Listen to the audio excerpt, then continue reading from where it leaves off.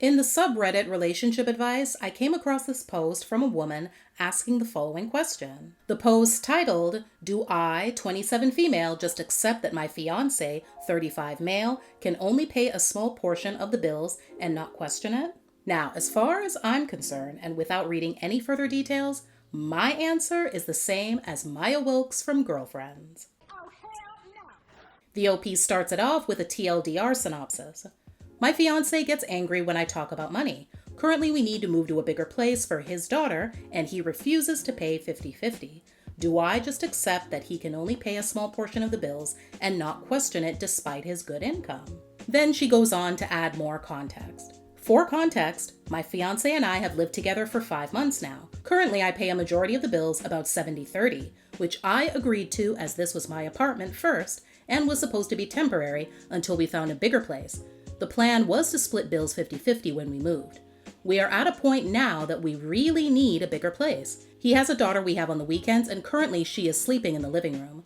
When I asked how much he can afford in rent, he told me $600 a month total for his half of rent, electricity, Wi-Fi. He makes $65K annually USD and has minimal other bills.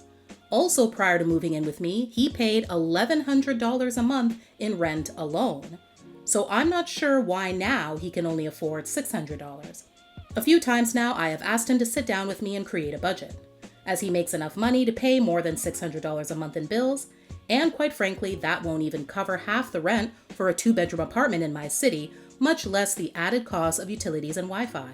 Every time this happens, he gets angry, yells at me, accusing me of being judgmental when it comes to money, and storms off, when truly all I care about is making sure that we get a bigger place with a room for his daughter.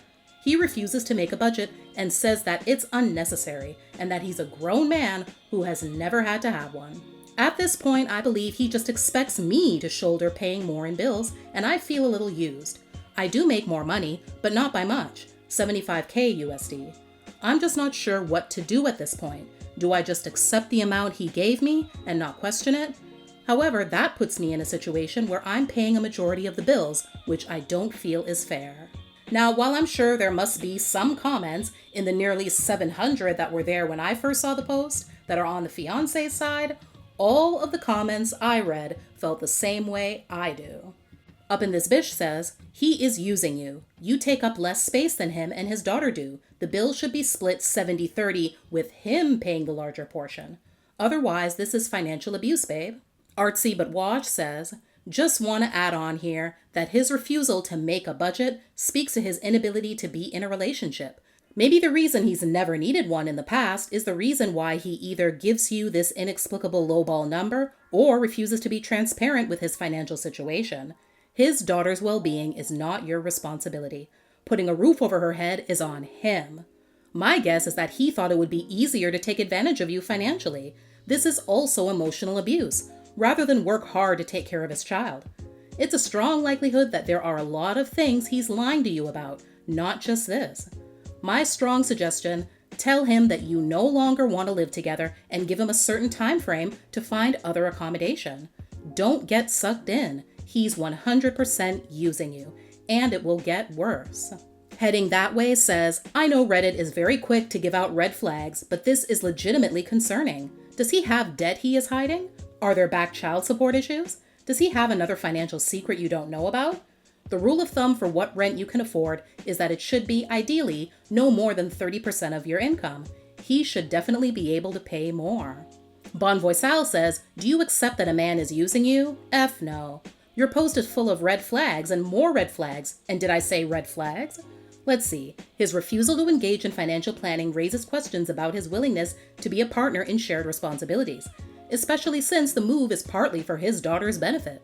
His drastic reduction in contribution, $1,100 to $600, without clear justification raises questions about his financial priorities or honesty. His anger and refusal to discuss finances could indicate avoidance, control, or discomfort with financial accountability, which are concerning in a committed relationship.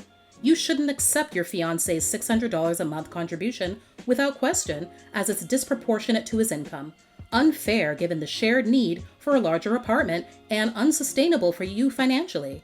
His refusal to discuss finances or budget, coupled with his anger, is a serious concern that requires resolution before committing to a move or marriage.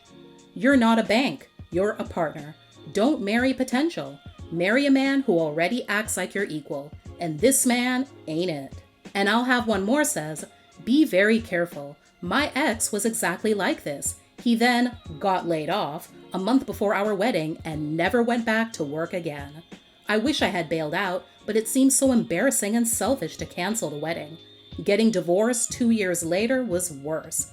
I supported him and his daughter for so long, and it set me back so much. Whenever I read these posts, I always hope that the OP gets into the comment section to respond to people, and this one did. So now I'm going to read off a couple of her responses to some of the comments, and she does reveal some interesting little tidbits of extra information. Naughty Colibri says, laughing my butt off, this would not be my fiance, like everyone's so desperate to make a loser a husband.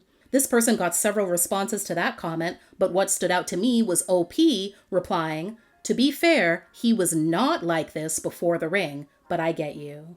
Ambry says, you've been together 5 months. You barely know this man and should not be engaged. Now, I knew that this person was getting the timeline wrong because I do remember it standing out in the OP's post that they had been either living together or engaged for 5 months. And I was wondering how much longer the relationship itself had been because she didn't mention that. But she does respond to this comment and lets everyone know, saying, yeah, we've been together for 4 years. And I can promise you, he never acted like this before we moved in together. To be fair, I wasn't questioning him as he made good money, lived on his own, and to my knowledge, never paid bills late. Fartmaster Champ says, that's not your boyfriend, that's your sugar baby. This has to be rage bait, right? No one can possibly be this dense. While this particular comment can be seen as a little insensitive, I do appreciate OP stepping in and putting a little more context again to the situation, saying, not dense, I guess, just naive. I was raised to never question a man. It's hard to unlearn.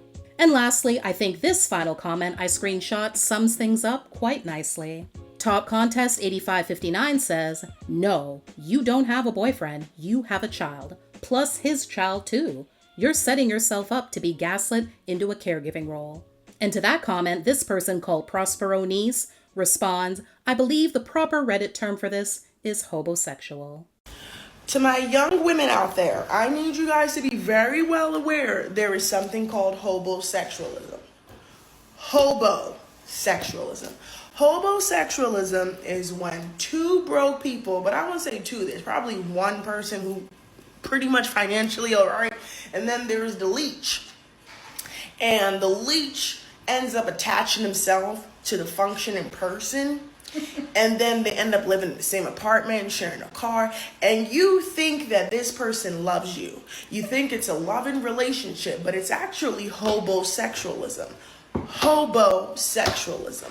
They are with you because of what you can provide, not because they like you, but because of hobosexualism.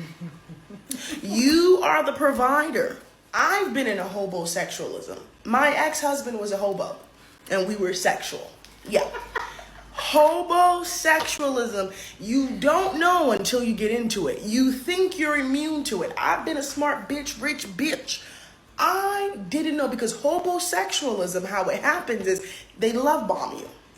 They make you feel things you've never felt, then all of a sudden you forget to think, and you end up in a hobosexual relationship.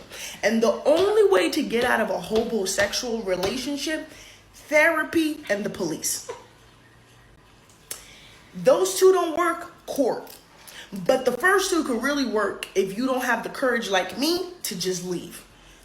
Go to court and get the police. You cannot leave a hobosexual relationship without finding your inner strength. But please be very aware and be very, very fucking cognizant to hobosexualism. That is the lesson for you today, my ladies. Don't be a fool.